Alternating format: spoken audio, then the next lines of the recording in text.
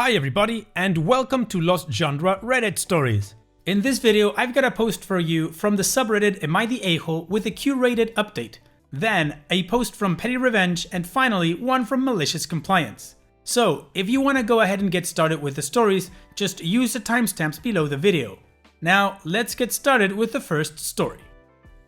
This post is from the subreddit Am I the A-hole, and it's by user Wedding Property. Am I the a-hole for not letting my best friend have her wedding on my property after being uninvited? One of my, 29 male, best friends, Carla, 31 female, is getting married soon. It's only meant to be a small backyard type of wedding, but they've been planning it for a few months now, and originally it was supposed to be on my property. They wanted it because it's private, has lots of open space for the reception, a nice view, and the house could be used for them to get ready and stuff. Of course, I said yes, and she and her fiancé Rick were very happy. The thing is, Carla and I do have a history. We went out on and off in college, but decided to stay friends. Then I met my wife and we got married. Carla met Rick, and now here they are. Now, my wife knows I went out with Carla back in college and she didn't care. Carla still went to our wedding and everything. I never knew if Rick was told or not. It's not my relationship, therefore not my business to say anything, so I never did. Anyway, Rick found out recently and not in the best way. Not sure how, but from what I heard from friends is that one mutual friend told him, no idea why, we used to date. Not only that, but apparently Carla said a couple of years ago she was still in love with me when she was already dating Rick. I don't have actual confirmation if that's exactly what he was told. All Carla's told me is that Rick was told about our past and he's angry at her for never saying anything.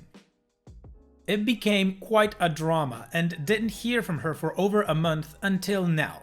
She told me they're going to couples counseling and that the wedding is still on, but Rick requested that I not attend. It sucks, but I totally get why he wouldn't be comfortable. Then I asked the obvious question, where are they going to hold the wedding then? To my surprise, she said they still want it at our place. Rick said so, and in my mind I'm going, he doesn't want the guy who dated his fiancée years ago at the wedding, but still wants the wedding at his house?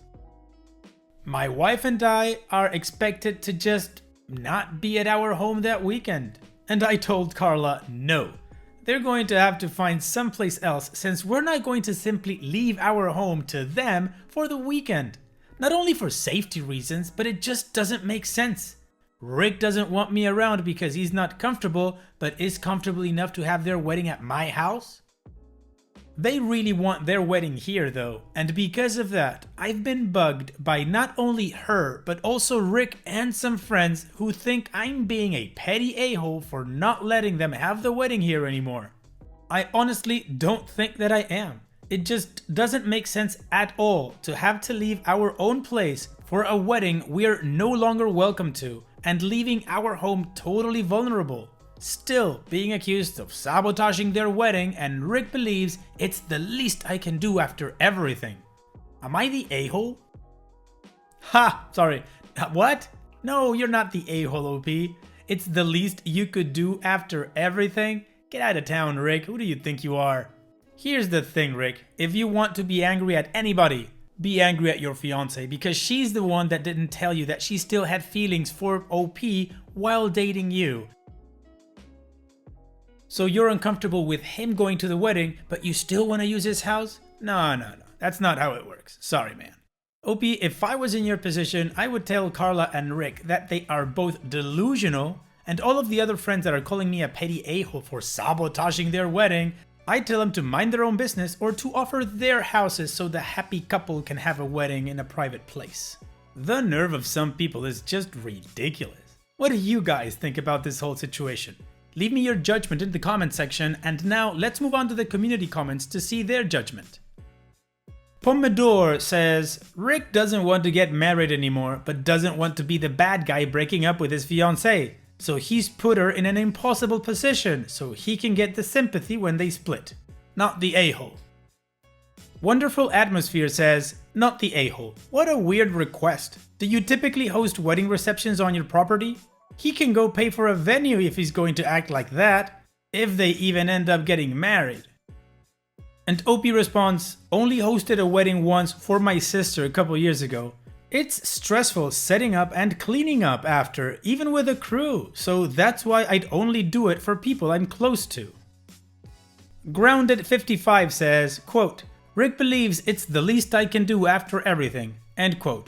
Rick is sick if he thinks A, his fiancée never dated anyone before him, B, she didn't stay friends with old boyfriends, C, he can get someone's home as a wedding venue while not allowing the owners to attend the wedding.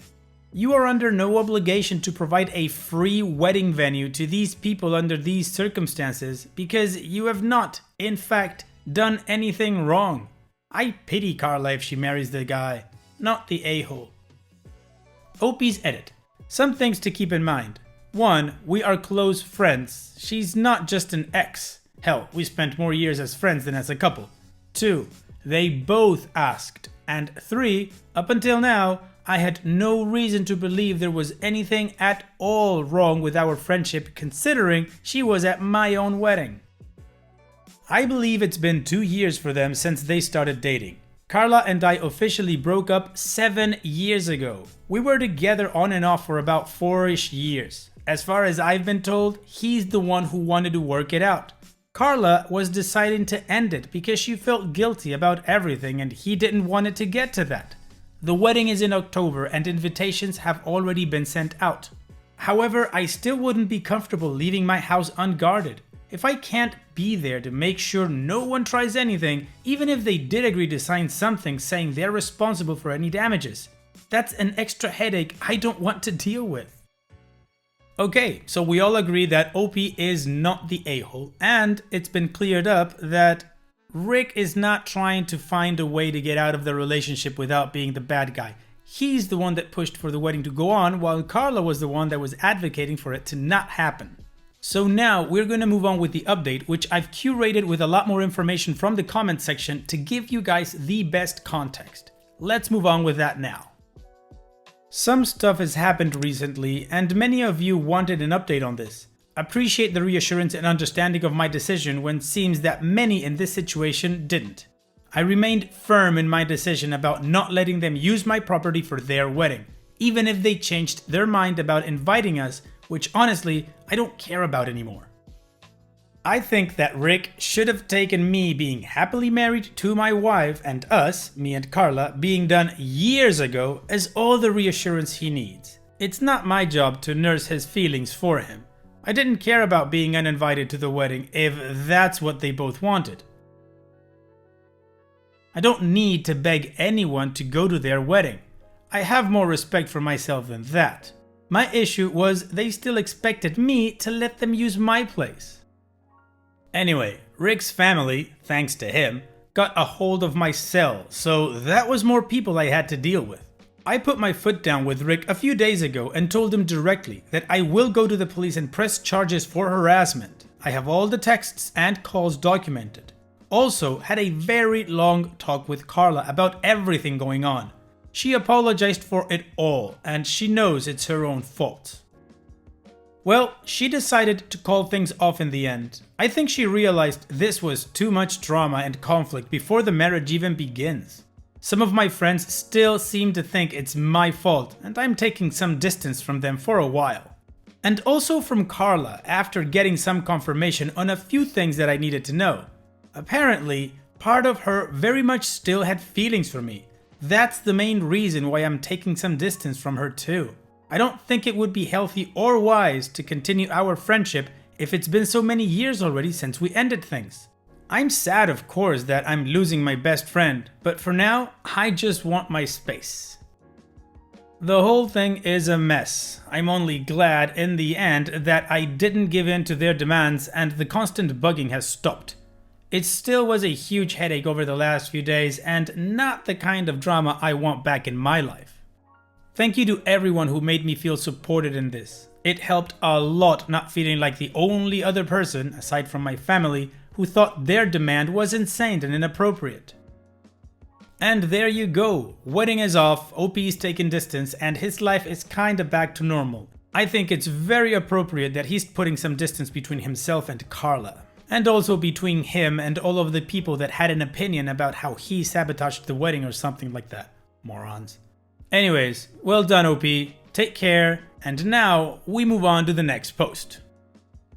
This post is from the subreddit Petty Revenge and it's by user Sloppy Moses.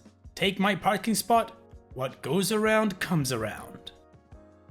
So in my city there is a pub that's attached to a donut shop that serves the best donuts in the city, which always causes a long line.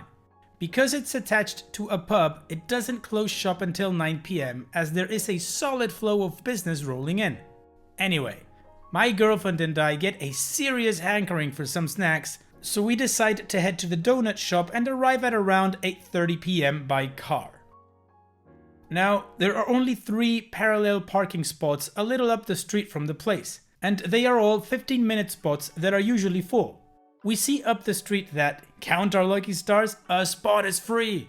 My girlfriend pulls a little ahead of the car in front of the spot, turns on her indicator and begins backing into the parking spot when this little white Vespa driving behind us whips into the spot. I roll down our window and call out to the driver, "Excuse me, we were just backing in."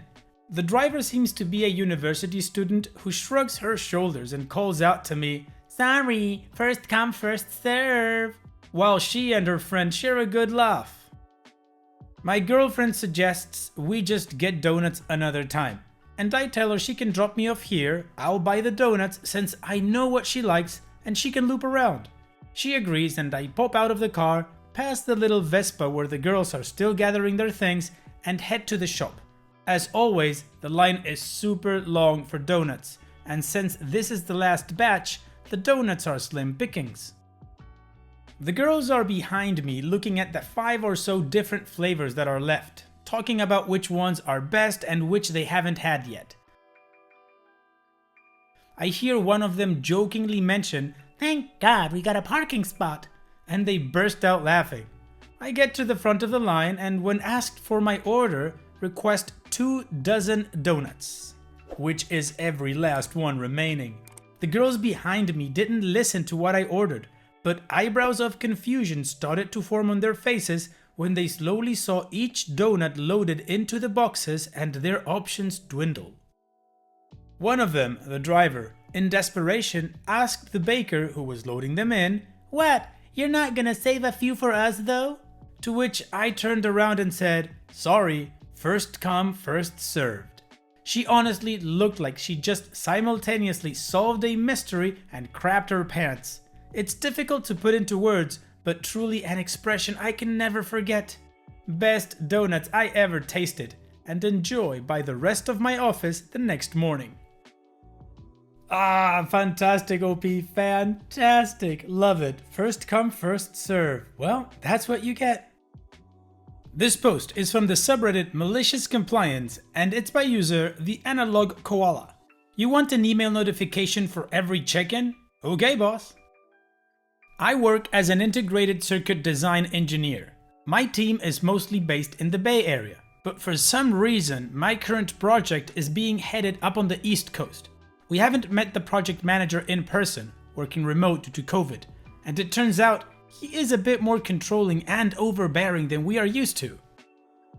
Now, chip design isn't the same as software development, but it has some similarities. We use a version control system to check in changes to the design to make sure we can roll back if there are errors or whatever. Works great. In order to keep the database manageable, we typically don't check in too often, only when we make a significant change we want others to be able to see. So, like we do a few check-ins on average normally. Anyway, this new project manager came down with an edit last month that one of our KPIs, key performance indicators, will be how many check-ins we do. Predictably, people have started checking in new versions of their designs for every little thing they do, and it's become harder and harder to comprehend how the project is going as history is all muddled now. The project manager has configured the version control system so he gets an email for every check-in so he can keep tabs on us. During my last one-on-one a few days ago with the project manager, I told him the team didn't want to be evaluated on check-ins anymore because doing too many check-ins is counterproductive, but the guy wouldn't budge. We are getting to the point in the project where we have to start hammering the design with tests to try to find faults. We do this by generating many thousands of files that have test sequences in them. These are all called test vectors. Then we run a program that sends our design random samplings of these test vectors. Anyway, for traceability, we check in these test vector files in the version control system. So this morning I was on Slack with a few team members and we come up with an idea. We usually make a zip file of the test vectors to check in once, but there is a performance argument we can make to just check them in individually as raw text. So, cue the malicious compliance. Project manager wants an email for every check-in? Fine. Project manager wants to evaluate us on the number of check-ins? Fine. We wrote a script that makes each team member check in a certain amount of these test vectors, tens of thousands for each of us. This will nuke both his KPI results and kill his inbox. Could happen to a nicer bloke. We just launched the script 30 minutes ago. Haven't gotten an email from him yet, presumably because his email box has melted down. OP's edit. He just called my cell. He was surprisingly good-natured about it. He just basically said he got the point and that was pretty clever. Then he asked for some project-related stuff. Sorry that the outcome didn't have more fireworks, but I don't think we'll be doing tons of check-ins anymore. Victory! Well done, OP. You got your point across and he understood it. Sure, the delivery method was fantastic, I have to say, and the good thing is that he took it pretty well, so that's great. Good job, OP. Well done. And it's that time that we've reached the end of the video. I hope you enjoyed today's stories. I certainly did reading them to you. So if you did, then go ahead and give the video a like, and don't forget to subscribe to the channel and become a member of our Discord community that just keeps growing and it is fantastic. And like I said in the beginning of the video, all of the relevant links are in the video description below, so be sure to check them out. And finally, I'd like to thank you all for taking the time to watch this video. It really does mean a lot to me that you guys enjoy this content, so thank you once again. And having said all that, I will see you guys in the next video.